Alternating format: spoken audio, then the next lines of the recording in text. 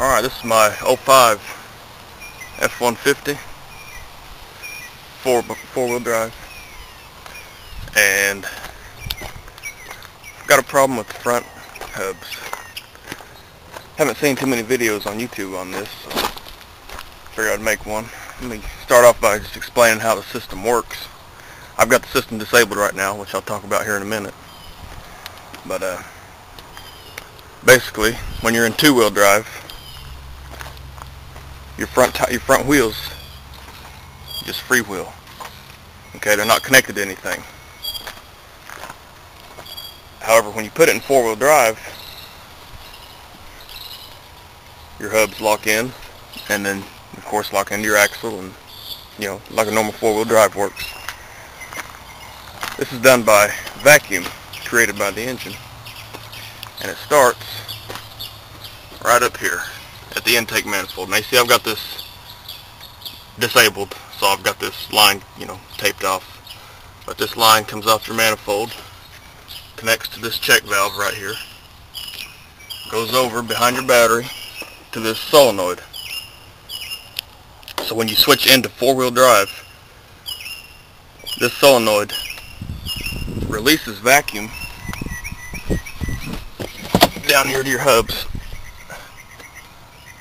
and they lock in. This is called your IWE, integrated wheel end, right here. This just locks your hub to your axle, your half shaft, or not. It uses vacuum to disengage, and a lack of vacuum engages them. I guess that's the simplest way to put it. Well, every now and then these IWEs will go bad, like mine has. So what I was experiencing, right now I got both front wheels off the ground, and I would demonstrate, but what I was getting is when I spin this wheel, that axle shaft should not move if I'm in two-wheel drive, and the engine running, of course, creating vacuum. Well, my engine was running in two-wheel drive. I would spin the wheel and the axle shaft moved. Well, that's not good. That means it's not disengaging. The other side was fine. I could spin the wheel, axle shaft would not move. So after messing with the system, checking it out and everything, checking all the vacuum lines, the solenoid's brand new. I replaced it a couple months ago, so it's probably not that.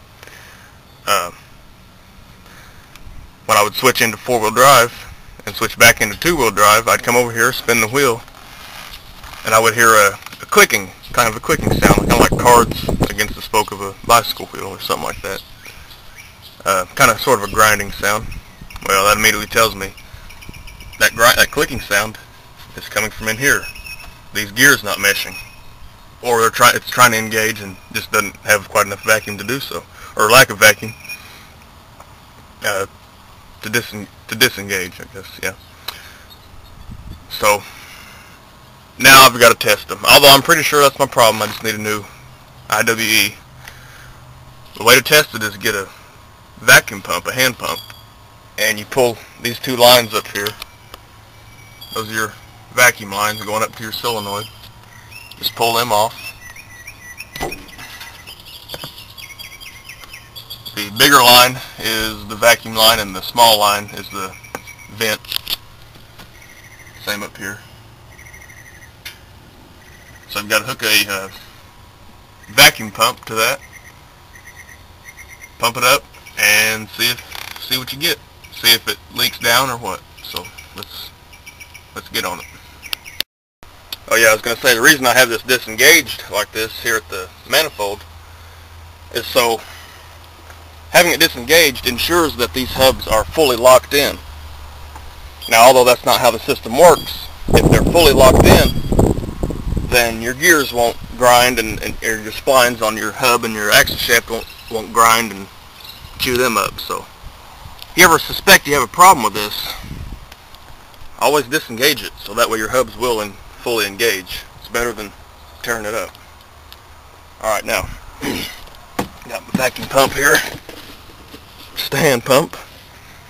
I've put this line over the big fitting, Now this line fits over there real snug, but if your line doesn't, just get you a zip tie, put it around that, and make it tight. So, all right, let's hook the pump up to it. Okay, now over here on the driver's side, I've pumped this up. That'll focus. It won't. It's on about 24 inch-pounds vacuum, and if I can. Okay, as I move the wheel, the shaft does not move. That's how it's supposed to work. With vacuum, the shaft should not move. And with the wheel, you see the wheel's moving, the shaft's not moving now. And you can see this is not leaking down. Yeah. So if I release this vacuum, now spin the wheel, the shaft should move. There it does. It's moving.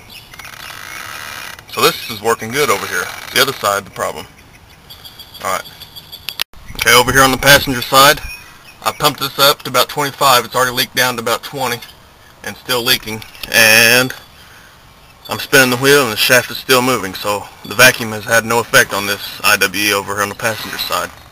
In fact, I'll pump this up a little bit more, pump it back up to 25. Should definitely be disengaged. As you can see, it's not. So, it's definitely our problem, I think.